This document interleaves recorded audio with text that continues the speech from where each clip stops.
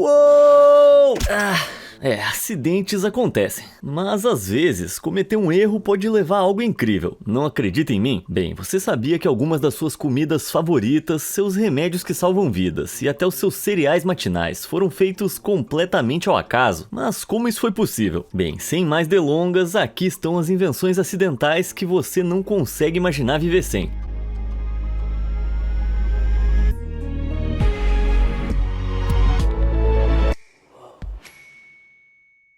Seguro e protegido.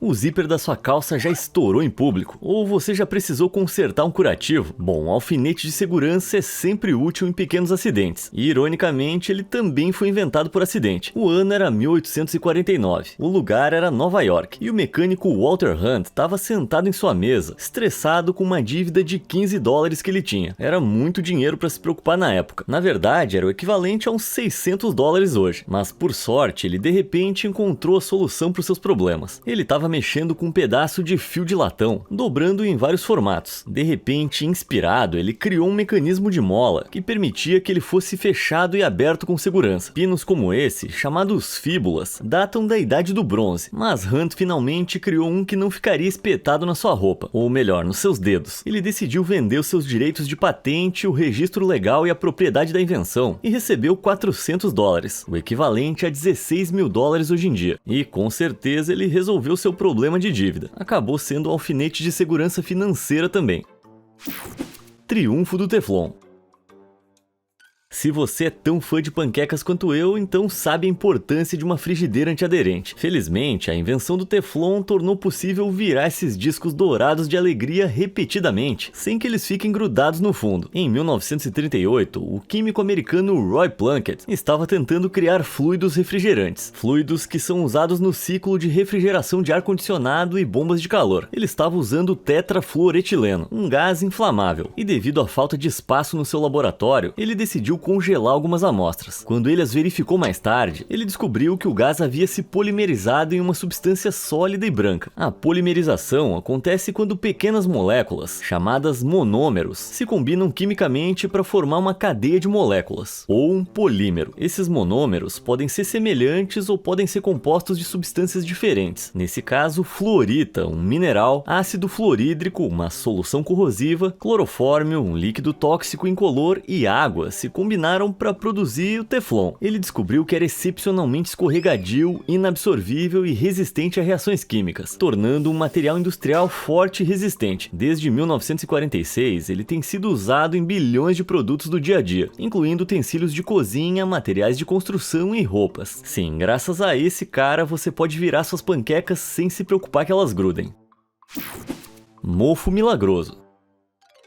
Na minha opinião, não tem nada mais doloroso ou irritante do que uma infecção de ouvido. Felizmente, você pode tomar alguns antibióticos e geralmente ela desaparece em alguns dias. Mas poderia ter havido um futuro muito doloroso em que a gente nunca descobriria os antibióticos. Em 1928, o bacteriologista Alexander Fleming estava trabalhando no Hospital St. Mary em Londres. Quando voltou das férias um dia, encontrou mofo crescendo em uma placa de Petri cheia de bactérias. Então, ele percebeu algo que nunca tinha visto antes. O mofo estava impedindo as bactérias de crescerem ao redor dele. Isso se devia a um produto químico dentro dele que podia matar bactérias quase completamente, que ele posteriormente batizou de penicilina. Ele apresentou essas descobertas monumentais em 1929, mas ninguém se interessou, o que foi um grande erro, tipo um erro enorme. Uma década depois, em 1938, a pesquisa de Fleming foi descoberta pelos cientistas Howard Florey e Ernest Chain. Em 1939, eles começaram a tentar extrair esse produto químico do mofo, e depois de um ano, finalmente produziram penicilina pura. Com testes experimentais realizados, os primeiros pacientes foram tratados com o medicamento em 1941. De repente, infecções bacterianas e doenças estavam se curvando em derrota. E pensar que quase foi perdido não uma, mas duas vezes. Uma sorte contagiosa. Em chamas. Quer saber uma coisa irônica? O cara que inventou dinamite também fundou o Prêmio Nobel da Paz. Parece meio contraditório, né? Tipo, ou você é a favor de explodir coisas ou é contra explodir coisas. Bom, acontece que ele realmente criou dinamite por acidente. Em 1866, o químico sueco Alfred Nobel estava se envolvendo com dispositivos de detonação e, por acaso, descobriu que misturar nitroglicerina, um explosivo líquido, com terra de atomácia, um pó feito de algas fossilizadas, formava uma pasta. Essa pasta podia ser moldada em hastes, e quando acesa, cabum! Um explosivo estável e controlado nasceu. De maneira ingênua, ele achou que a eficiência de explosivos mais seguros tornaria a guerra impossível, sem saber que isso realmente faria a guerra avançar. Cara, o quão irônica essa história pode ser. Aqui estava um incendiário compacto e totalmente transportável que podia ser detonado de longas distâncias, ajudado pela criação do detonador por Nobel, um tubo de metal acoplado com um pavio que acendia dinamite com um choque ou chama e literalmente explodia o mundo. Apesar dos impactos negativos, Nobel acabou usando as fortunas que fez para estabelecer o Prêmio Nobel, então acho que não acabou sendo um completo estrago. A origem da massinha. Não tem como esquecer o cheiro da massinha de modelar. Ele imediatamente te leva de volta à infância. Alguém mais tentou comer isso aqui também? É só eu? Tá bom, esquece. Enfim, o que você pode não saber é que originalmente ela começou como um produto de limpeza. Sim, na década de 1920, Cleo McVicker trabalhou para a empresa de sabão Kiltle Products em Ohio. Mas em 1933 ela estava saindo do mercado. E em um esforço para salvá-la, McVicker e seu irmão criaram uma nova invenção. Era uma substância não tóxica feita de água, farinha e sal, usada para limpar fuligem do papel de parede. Pera aí, as pessoas realmente precisavam disso? Claro que sim. As casas naquela época tinham aquecedores a carvão, e os vapores podiam manchar as paredes. Mas na década de 1950, as famílias estavam mudando para óleo e gás, tornando o produto obsoleto. Mas nem tudo estava perdido. Em 1955, o filho de McVicker, Joe, estava no comando da empresa, e a cunhada dele, uma professora, os convenceu a transformar o produto em um brinquedo. Ele visitou a escola dela e viu todas as figuras que as crianças fizeram com o produto. E ali mesmo aconteceu aquele acender da lâmpada. Em 1956, a Play-Doh entrou oficialmente em cena. E décadas depois, uma criança idiota, no caso eu, decidiu que era boa ideia colocar isso na boca. Um legado muito saboroso. Invenção gelada. O verão não fica completo sem picolé, certo? E como algo muito desfrutado por crianças, faz sentido que tenha sido inventado por uma criança. Como assim? É isso mesmo. O picolé foi criado na Califórnia por Frank Epperson quando ele tinha apenas 11 anos. Em 1905, ele misturou refrigerante em pó e água em um copo, colocou um palito de mexer e deixou na varanda por engano. Então, durante a noite de inverno, ele congelou. E quando ele o tirou no dia seguinte, o doce sorvete congelado no palito nasceu. Epperson começou a vender sua criação, que ele chamou de Epsicle, num trocadilho com o seu sobrenome e a palavra Icicle, e todo mundo adorou. Quase 2 décadas depois, ele solicitou oficialmente uma patente, mudando o nome para Popsicle. Agora, você tá certo se pensou que gelo saborizado não era um conceito novo, mas a patente de Epperson era muito específica. Ele detalhou o processo exato de fabricação, os ingredientes usados e até mesmo o tipo de madeira que os palitos deveriam ser feitos. Também ajudou que ele tenha recebido a patente antes dos seus concorrentes, o que permitiu que a empresa de picolés crescesse cada vez mais. Hoje, a marca vende incríveis 2 bilhões de picolés por ano. Impressionante para algo que nasceu de um garotinho de 11 anos. Pioneiro do marca-passo.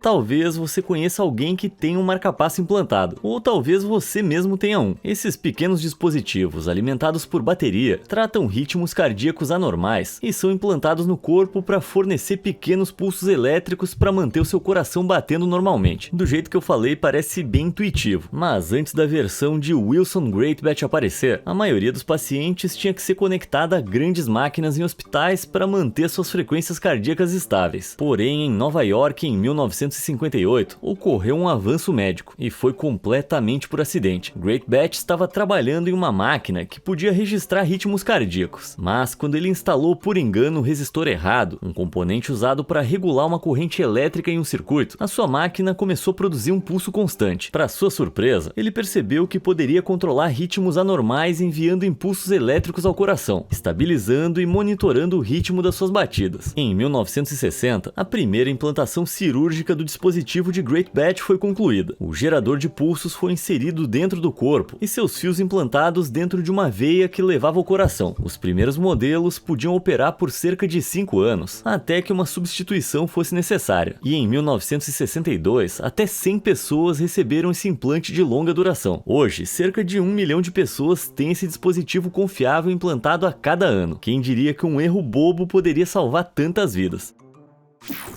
Anota aí. Os post-its reinam absolutos. Eles são ótimos para organizar suas coisas, controlar seus planos e fazer quadros de detetives malucos. Eles foram inventados pelo cientista americano Spencer Silver, que em 1968 ficou encarregado de criar o adesivo definitivo. Bom, por um feliz acidente, ele realmente produziu um adesivo fraco. Ele descobriu erroneamente as microesferas. Essas são partículas microscópicas que grudam em superfícies, mas não deixam danos. A partir de 1974, Silver e outro colega, Art Fry, começaram a desenvolver notas adesivas de papel, mas a empresa para a qual trabalhavam, a 3M, não achavam que elas eram boas. Quem é que ia querer um adesivo que não grudasse muito bem nas coisas? Apesar disso, eles não desistiram, e finalmente a empresa lançou o Post-it na sua forma atual em 1980. Mas espera aí que tem mais. As notas não foram só um acidente. O seu tom icônico de amarelo também surgiu por acaso. Um laboratório ao lado só tinha papel amarelo em mãos, que foi usado para o protótipo. 2 acidentes e um produto lendário. Essa foi uma ideia que colou. Raios reveladores.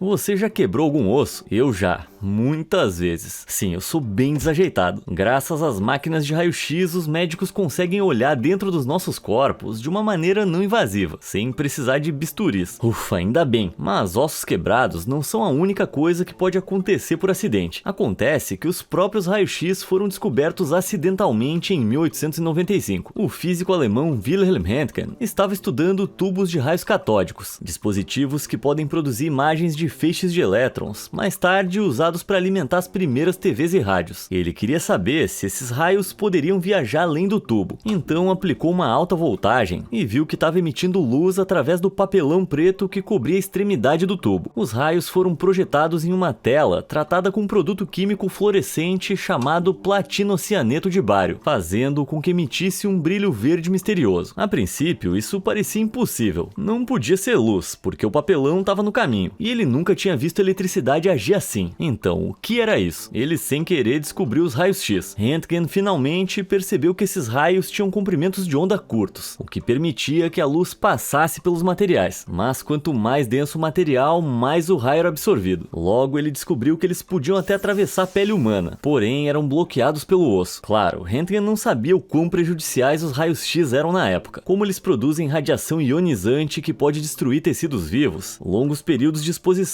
podem levar ao câncer, mas não precisa entrar em pânico. A taxa de exposição incrivelmente baixa e moderna significa que mesmo fazer várias varreduras de todas as minhas fraturas não me prejudicou em nada. Que bom saber. Sinais de fumaça.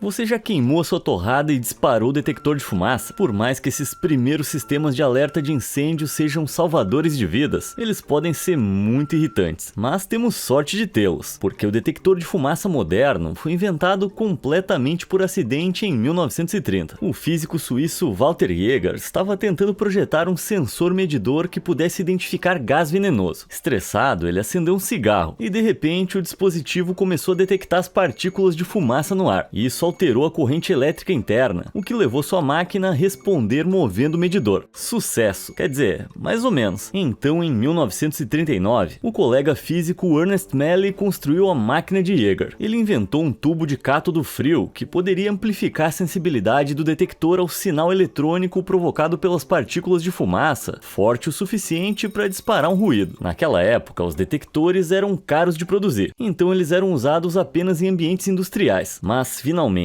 em 1965, o primeiro alarme de baixo custo foi feito por Stanley Bennett Pearson e Duane D. Purcell para uso doméstico. Na década de 80, muitos estados dos Estados Unidos tornaram obrigatório por lei a instalação de detectores em todas as casas, uma prática que salvou inúmeras vidas, apesar de testar a sanidade das pessoas. Revelação cereal. Kellogg's é um nome bastante onipresente em pelo menos um tipo de cereal, os flocos de milho. Mas na década de 1890, John Kellogg não estava em uma missão para criar algo nutritivo e saudável, mas sim algo sem graça. Na época, ele estava trabalhando no sanatório Battle Creek em Michigan e queria fazer uma refeição sem graça à base de trigo para os seus pacientes, pois acreditava que os alimentos poderiam influenciar em seu estado mental. Portanto, alimentos sem graça manteriam os pacientes calmos. A história conta que John, ou seu irmão Will, abriu um pouco de massa de trigo, esqueceu e acidentalmente deixou durante a noite. De manhã, eles descobriram que a massa tinha se tornado estranhamente escamosa. Em vez de colocar no lixo, eles decidiram assar os flocos que tinham criado sem querer. E foi aí que o primeiro floco de milho nasceu. Quando John os deu aos pacientes, foi um sucesso instantâneo. Ninguém conseguiu resistir àquela crocância. Will começou a experimentar a receita e começou a usar flocos de milho de verdade em vez de massa. Então ele lançou oficialmente a sua empresa em 1906. No primeiro ano, eles venderam 45 mil quilos do cereal. E hoje em dia ele está presente em milhões de mercados e em milhões de estômagos. Revolução da borracha. Antes da borracha vulcanizada aparecer, seus calçados poderiam derreter no tempo quente e a sua capa de chuva poderia rachar no frio. Esses produtos eram feitos de borracha natural, proveniente de árvores na Ásia, América do Sul e África. Por causa da sua composição complicada, a indústria da borracha estava desesperada por uma solução. Então, em 1834, o engenheiro Charles Goodyear decidiu melhorar a borracha como o mundo a conhecia, uma versão muito mais forte que podia ser fabricada comercialmente. Ele começou a experimentar, quase se ferindo fatalmente no processo. Ele até conduziu esses testes na sua própria cozinha. Não preciso nem dizer para não tentarem isso em casa. Goodyear experimentou borracha com substâncias como óxido de magnésio e ácido nítrico, mas ele ainda não tinha encontrado a fórmula certa. Finalmente, o momento que ele estava esperando chegou em 1839. Enquanto trabalhava na Eagle India Rubber Company, em Massachusetts, ele deixou cair enxofre e um pouco de borracha que estava em um fogão. Sim, ele simplesmente deixou cair um produto químico altamente tóxico, tipo, nossa, olha o que eu fiz. Curiosamente, não derreteu como deveria, mas endureceu. Quando ele aumentou o calor, apenas endureceu mais. Ele tinha encontrado o ingrediente secreto. Ele chamou essa reação de enxofre de vulcanização. E com esse novo material, os calçados ficaram mais resistentes, as roupas não derreteram no calor e os produtos à base de borracha ficaram muito mais fáceis de fazer. Engraçado pensar que a borracha de hoje foi feita por engano, até porque também se usa borracha para apagar erros. Quanta ironia. Sucesso bobo. Você já brincou com aquele silly putty quando era criança? Eu passava horas me distraindo com isso, obviamente para fazer aquele barulho engraçado. Mas acontece que esse brinquedo nasceu de uma situação muito séria. Deixa eu contar a história. O ano era 1943, bem no meio da Segunda Guerra Mundial. O inventor James Wright estava trabalhando em um laboratório em Connecticut, tentando criar uma borracha sintética. As forças do eixo cortaram 90% do fornecimento de borracha natural para os Estados Unidos, que era usada em tudo, de pneus de carro a máquinas. E os Estados Unidos estavam enfrentando uma escassez iminente, mas ao tentar criar uma borracha sintética forte e resistente, ele acidentalmente criou o oposto completo. Ele misturou ácido bórico e óleo de silicone, que formaram uma gosma elástica. Embora fosse muito fina e elástica para borracha, foi um sucesso enorme nas festas, até que chamou a atenção de Peter Hodgson, um comerciante de brinquedos que sentiu o cheiro de um produto de sucesso. Quando ele começou a distribuí-lo em 1950, vendeu 250 mil unidades nos primeiros 3 dias. Até os astronautas o levaram para o espaço com eles em 1968. Sim, pode não ter ajudado no esforço de guerra, mas divertiu milhares de crianças pela maior parte de um século. Versão sintética.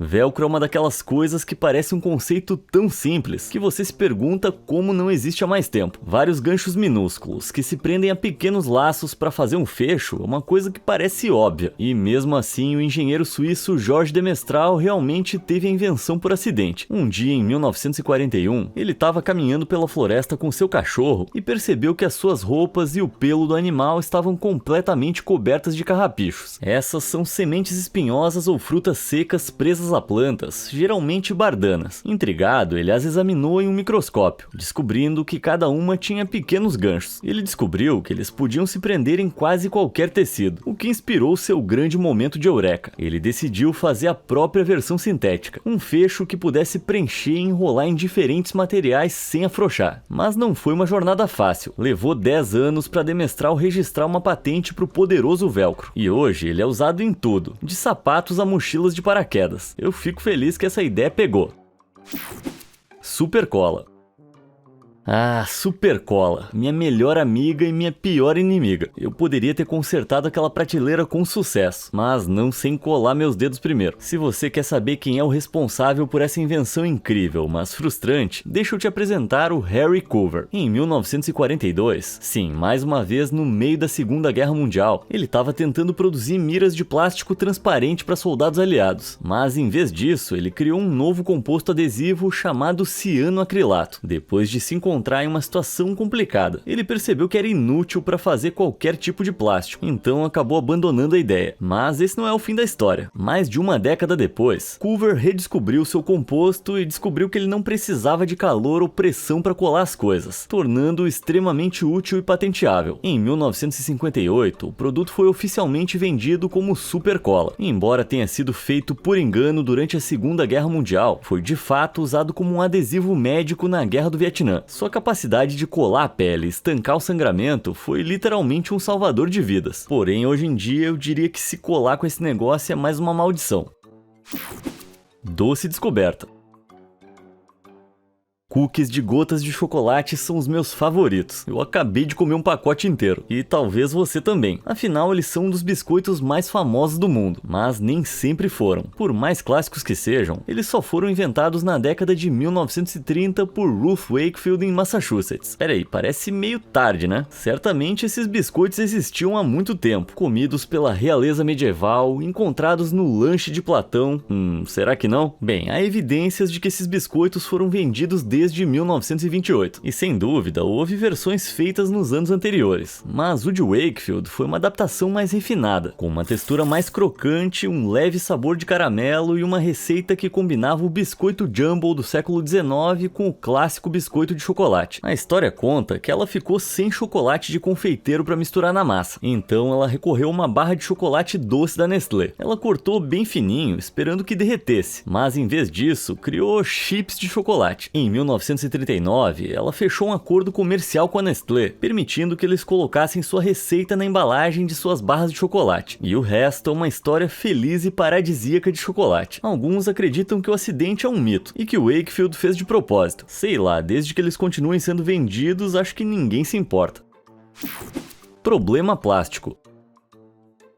Olha ao seu redor. Eu posso garantir que aí perto tem algo de plástico. Ele tá em todo lugar. E isso não é uma coisa boa. Desde os plásticos descartáveis que levam centenas de anos para se degradar em aterros sanitários, até os microplásticos que enchem os oceanos. Bem, foi o químico Leo Baekeland que inventou o primeiro plástico totalmente sintético em 1907 em Nova York. E ele foi revolucionário. Mas o que ele estava tentando produzir de fato era um substituto para a goma laca, uma resina feita a partir de um inseto. Isso era usado para isolamento elétrico. E como os Estados Unidos estavam se tornando cada vez mais dependentes de eletricidade, Baekeland decidiu entrar na onda. Mas quando ele combinou formaldeído, um gás tóxico inflamável, e fenol, um composto líquido encontrado em enxaguantes bucais, sob calor e pressão, ele acidentalmente deu à luz um polímero que poderia ser transformado em milhares de formas. Ele chamou essa mágica moldável de baquelite. Em 1944, a produção de baquelite foi estimada em 175 mil toneladas e usada em mais de 15 mil produtos. Ela tomou o mundo de assalto e deixou um legado muito duradouro. Embora a baquelite seja menos usada hoje em dia, contribuiu para a produção global de plásticos em grande parte artificiais, atingindo 400 milhões de toneladas anualmente. Mas certamente não poderíamos imaginar a vida sem ela. Bom, acho que até o dispositivo que você está usando para assistir esse vídeo agora provavelmente tem plástico.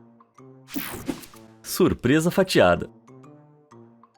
Já parou pra pensar como é que seria a vida sem batatas fritas? Imagina, nada de salgadinhos crocantes, nada de tigelas de salgadinhos assistindo filme, nada de sacos inteiros de salgadinho tamanho família pra comer sozinho e fingir que eu não tenho problemas. Nossa, seria um desastre. Bem, diz a lenda que eles foram inventados por George Crumb, um chefe que trabalhava no restaurante Moon's Lake House em Nova York em 1853. Um cliente, popularmente considerado o magnata dos negócios, Cornelius Vanderbilt, não ficou satisfeito com a sua refeição e mandou suas batatas fritas de volta para a cozinha por estarem muito grossas. Então, por pura mesquinharia, Crumb decidiu cortá-las em fatias finas feito papel e fritá-las até ficarem crocantes. Bem, inesperadamente, Cornelius adorou essa criação. E acontece que o resto do mundo também. Só nos Estados Unidos, mais de 280 milhões de pessoas consomem batatas fritas todos os anos. Porém, essa história tem muitas falhas. Cornelius passou aquele ano viajando pela Europa, e a chefe registrada no Lake House naquela época se chamava Elisa. Então é improvável que algum dia a gente saiba com certeza a origem das batatas fritas. Mas eu adoro a ideia de que elas foram inventadas por desaforo. Origens alcoólicas. Você prefere Coca-Cola ou Pepsi? Eu sou time Coca-Cola. Não porque eu acho que tem um gosto melhor, mas porque a sua história de origem é muito louca. Mais de 2 bilhões de porções são consumidas globalmente todos os dias. Mas originalmente, esse líquido marrom efervescente era vendido como um tônico para curar os nervos. Criado por John Steve Pemberton, um farmacêutico e soldado, ele o desenvolveu para ajudar na dor causada por seus ferimentos de batalha. Inspirado pelo Vin Mariani, um tipo de vinho francês, ele decidiu fazer o seu próprio em 1886. Porém, na época, aconteceu que uma campanha social promovendo a sobriedade estava ganhando popularidade, forçando-o a criar uma versão sem álcool. Ele misturou seu xarope base com água gaseificada e... Então, se eu falar o nome dessa substância, o YouTube vai me bater com seu martelo da proibição. Então eu só vou dizer que rima com tubaína. Sim, é daí que vem a parte coca do seu nome. Era totalmente legal na época. Então ele anunciou o refrigerante como um remédio e um tônico, que poderia ajudar a aliviar náuseas, dores de cabeça e indigestão. Pode crer que sim. Mas a história não termina aí. Devido a alguns hábitos preocupantes, tipo, o cara tava vendendo refrigerante com aquele pozinho do mal misturado, Pemberton quase faliu várias vezes. Em 1888, ele vendeu as suas ações restantes na bebida para Asa Candler, um empresário que fundou a The Coca-Cola Company em 1892. Foi esse cara que realmente espalhou a palavra, comercializando-a com sucesso para públicos mais amplos e, em algum momento, removendo o pozinho da receita. Aliás, estou muito feliz que eles corrigiram isso. Qual foi a sua invenção acidental favorita? E você conhece alguma outra que eu não falei aqui? Me conta nos comentários e, como sempre, obrigado por assistir.